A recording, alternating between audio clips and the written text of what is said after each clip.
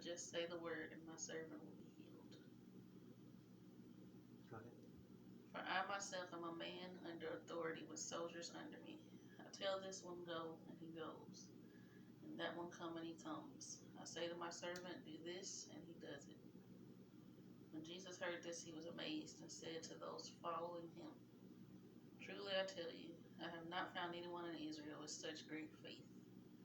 I say to you that many will come from the east and the west, will take their places at the feast with Abraham, Isaac, and Jacob in the kingdom of heaven. But the subjects of the kingdom will be thrown outside into the darkness, where there will be weeping and gnashing of teeth. Then Jesus said to the centurion, go, let it be done just as you believed it would.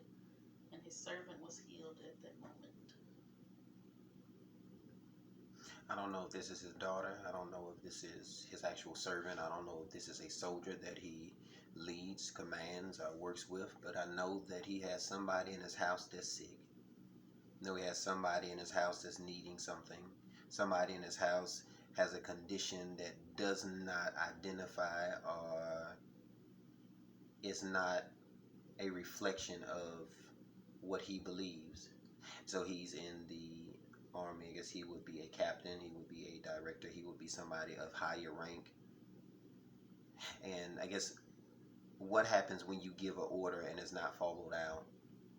When you would tell your soldier to march or go, or your troops to go here or there, and half of the brigade lags behind or slacks or can't go, is that it's out of order, out of place, out of line. So he comes to the only body, the only person, the only entity here accessible that he knows can fix it, because Jesus is the real commander in chief.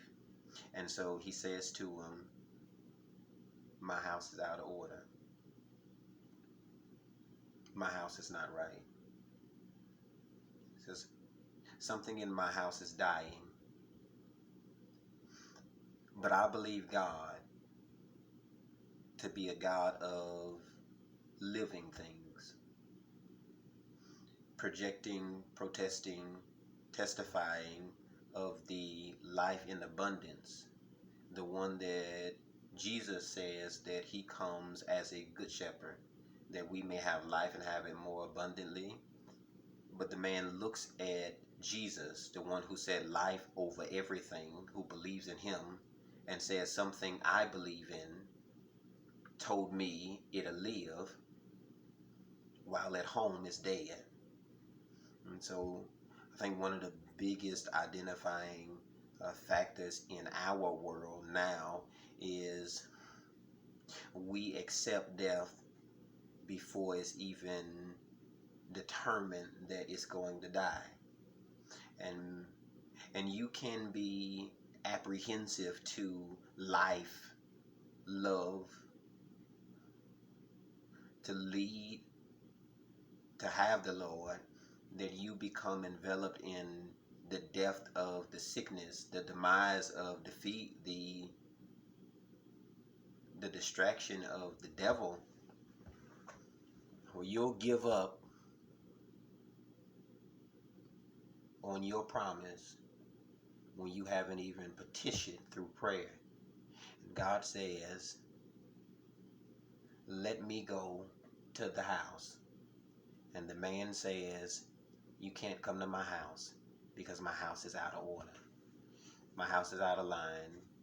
There's something that I'm looking at that's dead, and I know that's not where life lives. And he tells him, all I need you to do, not travel, not inconvenience yourself. He says, all I need you to do is send the word. And for somebody on tonight, that's good, that all you need is a word from the Lord.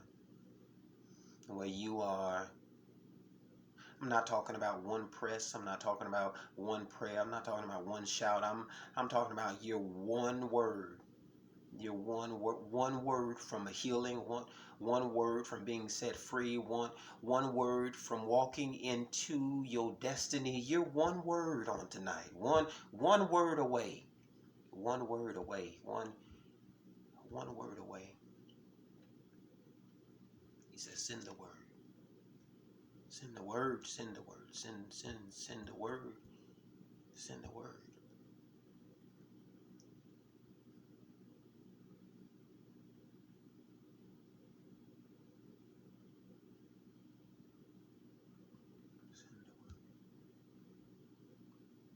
You ever been in a place like that where you know what God said? I think somewhere in the envelopment of life, you need him to re-speak it. You need him to reassure you. You need him to tell you again that same word. You're not looking for a paragraph. You're not looking for an entire book. God, I just need to make sure that what I heard is what you said. What I heard was the word. What I heard was the Lord. I need to make sure. I don't need you to change everything. That I can, he said, I can go back home. I can even go back home to it being sick. I can even go back home to taking care of it. I can even go back home to a place where I know it'll never get up, but I just need you to send the word that it won't die. Don't let it die.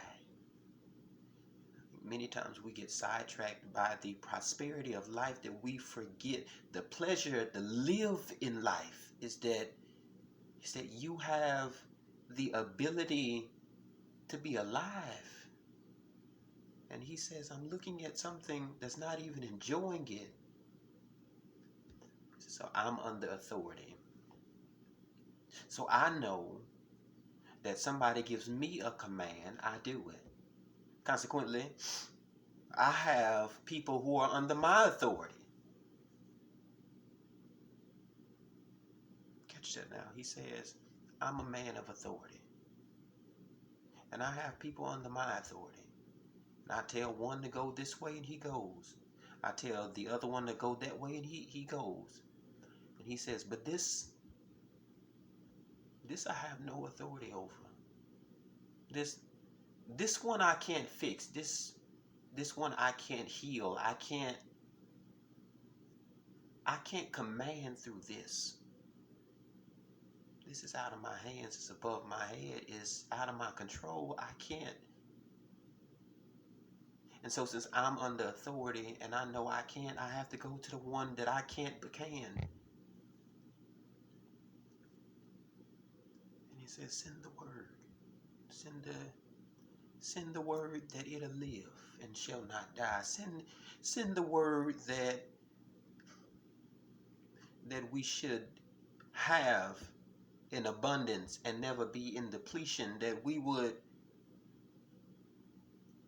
go from young to old and never see the righteous forsaken nor his seed begging for bread, that he would send the word that in the time of trouble that he would raise up a standard, that God, I need you to send the word that everything under my roof, under my house, under my blood is under your blood, is that I need you to send the word, not because I haven't heard the word, because I know how to find the word. I need you to confirm in the word that it was for me. That it was for me. And so many times we're going to grab hold of prophecy that's general, that's for everybody. But God, I need something.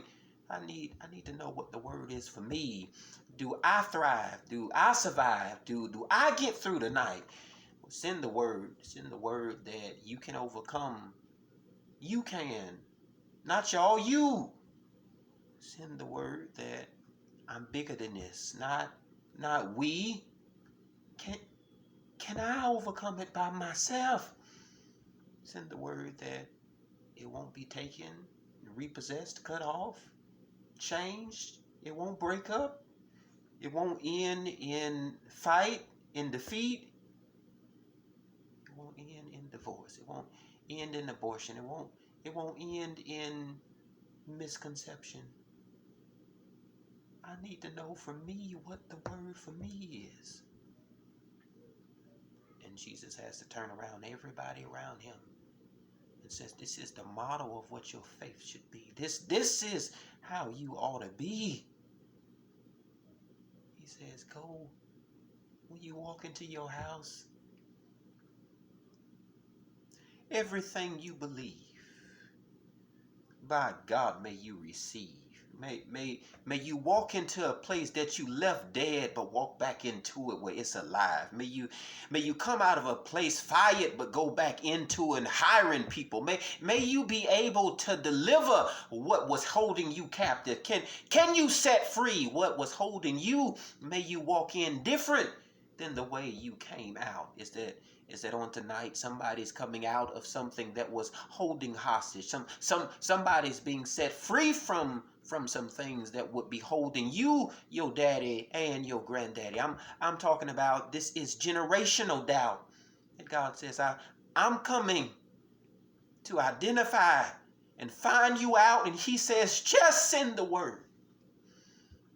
Send the word. The word I have for you on tonight is that it shall not die, but shall live. It's going to overcome. You're going to outgrow it.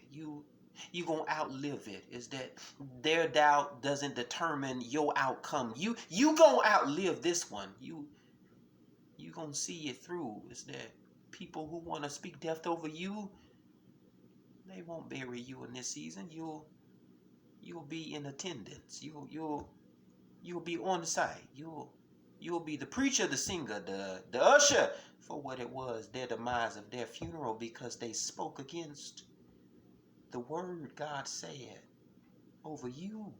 Not that we speaking bad over anybody, that I speak life and prosperity, but when you come against the God that spoke to me, you're tampering with destiny, and it is.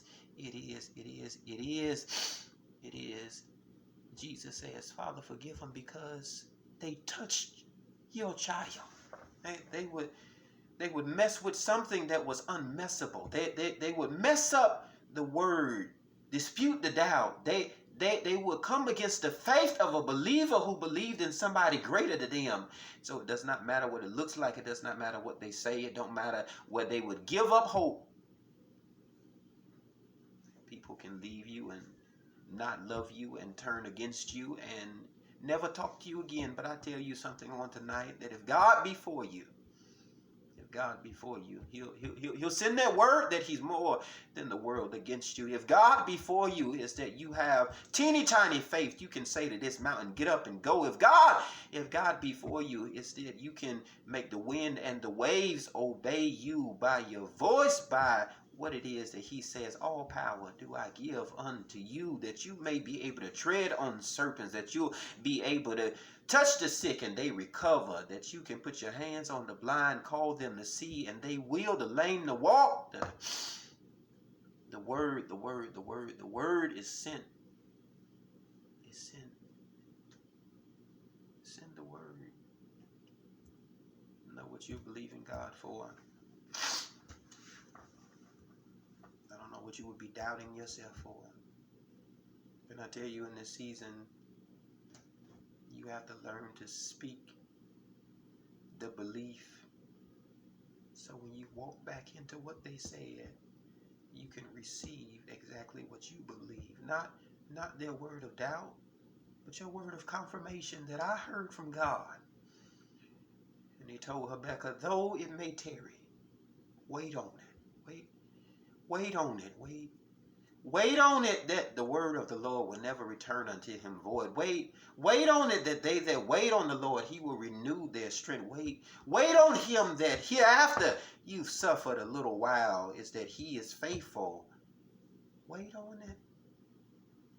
It shall come to pass. Send the word.